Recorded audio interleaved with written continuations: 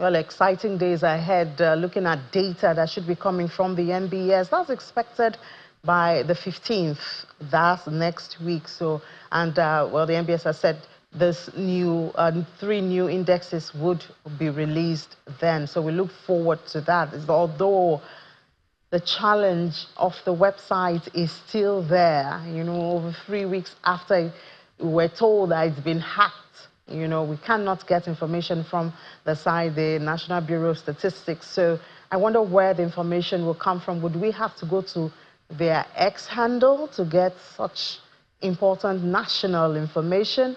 Or perhaps the website would have returned or would have been reworked before then. We certainly do hope that would be the case and it will come back with stronger security features so that we would not have this downtime again. But let's stay on the rebasing and expectations of that now with the GCEO of Cowrie Asset Management Limited, Mr. Johnson Chukwu. Mr. Chukwu, good morning and welcome to the program. I should say Happy New Year. I think this is the first time we're speaking, since we got into this year, at least on air.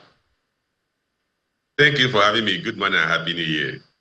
So how expectant are you? I don't know if you listened to that report. The CEO of NESG has said that the last rebasing of the GDP, which was done about 11 years ago, he implied that perhaps it was not optimized because of the political elements and all of that. So, I mean, that could also be a discouragement, to this much awaited rebasing. This time is both the GDP and the CPI. How expectant, how much can we really expect from this? As you know, the economy of any country is always dynamic, of every country is dynamic, particularly economies in emerging countries. Because what happens that in emerging economies, you see new business segments will evolve and begin to grow and become consequential or significant in the economy. And previously, because they were not there, they wouldn't have been captured in the GDP computation.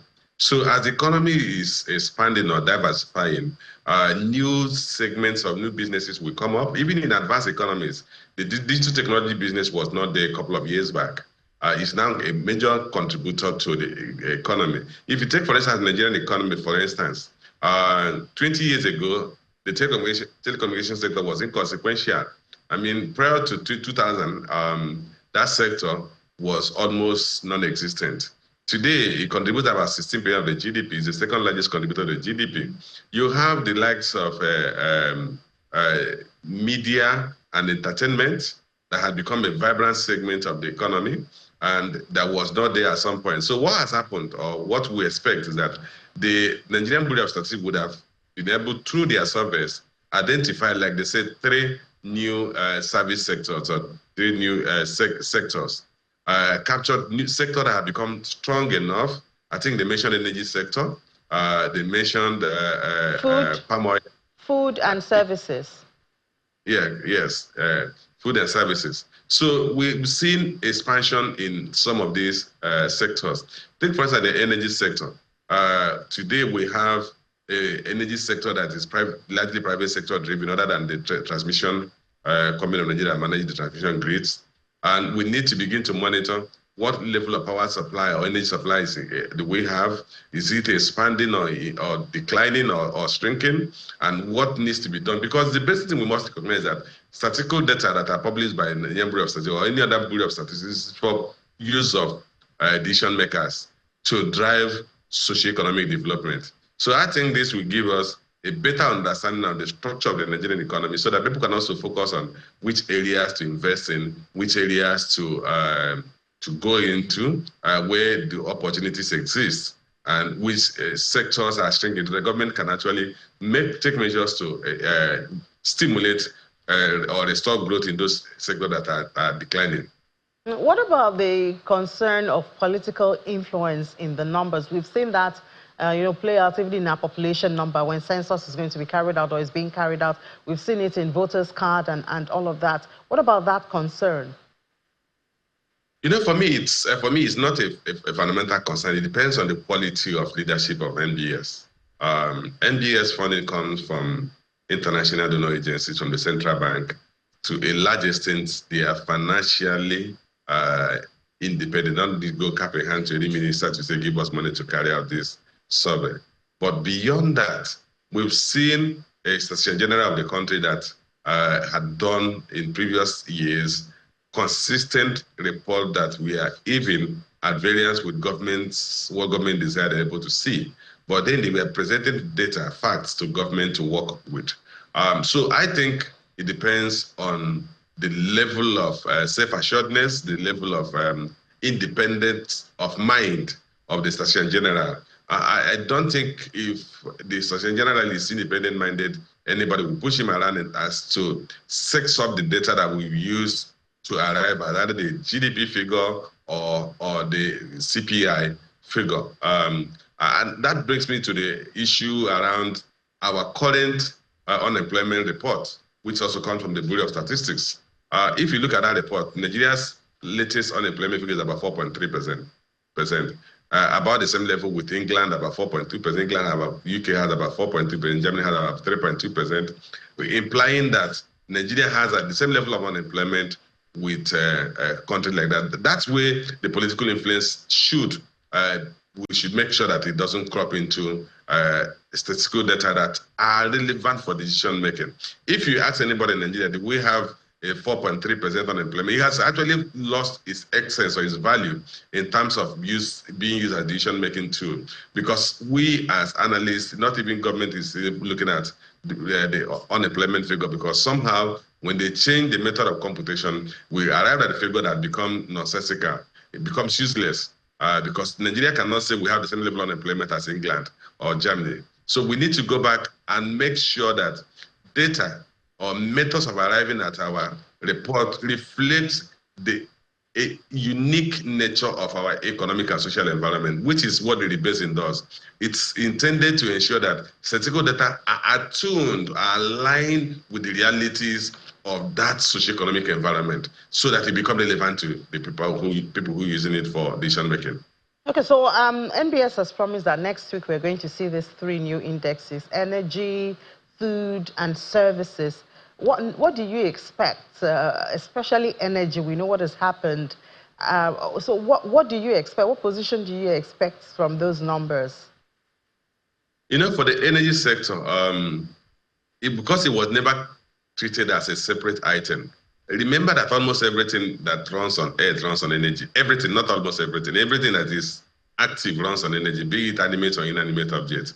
If you look at the energy sector, starting from supply of liquid energy sources, fuel, diesel, base oil, and all the rest, to electric energy, and you need to be able to measure what size of energy are we generating as a country, which is what the statistical report will show. What's energy? We talk of, okay, sometimes we say we are still on 3,000 megawatts or 4,000 megawatts, but then what is the level of energy that even households are generating from our personal computers, from what we call pass my neighbor, our personal generators, the office generators, the pass my neighbor generator, the industrial generators. By the time we sum up that, we look at what size of energy are we generating, and what are the cost of those energy generations, and what is the optimal energy need of the country. How do we make sure we're generating energy in the most efficient manner at the cheapest possible cost so that the economy become competitive? So that's what I expect to have. It will be difficult for me to hazard a guess on what percentage of the GDP the energy subsector will now account for. But clearly, if you are anywhere, you will see that your car is running on fuel. That's the fuel that we consume is part of energy consumption. Now we have battery-powered energy source, solar energy source is part of energy consumption, and we are going to be looking at the energy mix of the country. We are gradually migrating away from fossil fuel-dependent energy sources to alternative clean energy. To good thing, we're in a tropical region, so we have a lot of solar power generation. And as we continue to measure this, we're going to continue to see shift in terms of our energy mix. And then we should be asking of what is a cleaner energy source and what's the cost of that energy source, and is it declining, and we're expanding those desired energy sources. Yeah, I mean, that's our energy mix. A lot of countries have their energy mix. They have the data, and I think that will also bring a whole lot of push, you know, to maybe adopting renewable energies and things like that. But, you know, with data, we're supposed to be able to make planning, efficient planning, that is. And you mentioned the issue of the unemployment data. Since the new methodology was adopted, we've had a lot of, well, not so acceptable effort or perception to the numbers for obvious reasons, as you have noted. Having the same unemployment rate with the United States and the UK, I mean, was the reality of that. So we do hope that that's not what we're going to be seeing with this inflation number. But, you know, the last time that our GDP was rebased, it made Nigeria the biggest on the continent. Do you see us getting to that? I know, was it last year, we did drop down to about number 4. Do you see that? Because we have a lot of activities in the ICT, telecoms, among other sectors. Do you see it pushing us up, our position back up? We're most likely going to see an increase size of GDP because you are bringing in sectors that were not previously measured. But I don't think it can take us to become number 1. If it does take us to become number 1 to displace South Africa, then people are going to doubt the integrity of the data they have presented to us. Because the reality, if you look at even the energy sector, which will be the major sector that they are bringing into the mix, South Africa generates 10 times or more energy than we do. South Africa, of course, we know is an industrialized country. So the possibility that by bringing in the energy sector, we are going to see a material shift in terms of ranking of in African economies, and Nigeria takes the primus position again, I think that would put a huge question mark in their data. But I clearly know that introducing a sector that was not previously measured will clearly increase the size of the GDP. Okay, so what's your expectation of inflation number, CPI, for December? I guess obviously it should be up, yes? You know, I avoid these kind of wide gazes because it's basically in the realm of conjecture. But I clearly will expect that our GDP figures in dollar terms should be above 300 billion. Of course, part of the reasons why our GDP had crashed to that region is because of devaluation. So when Naira strengthens, I mean, at official and parallel market rate, we saw Naira depreciate beyond what it was last year. In 2023, remember that Naira closed about 907 Naira at the official window in December 2023, and about 1,206 Naira at the parallel market window. Last year, it closed up in the region of 1,500, 1,400 at both market segments. So, given that depreciation, which is what they have to apply to the Naira value of our GDP, we are still going to see a GDP that will be shy of the size that has been attained by South Africa. All right, Mr. Johnson Chukwu, thank you so much for your time and your thoughts this morning. Thank you for having me.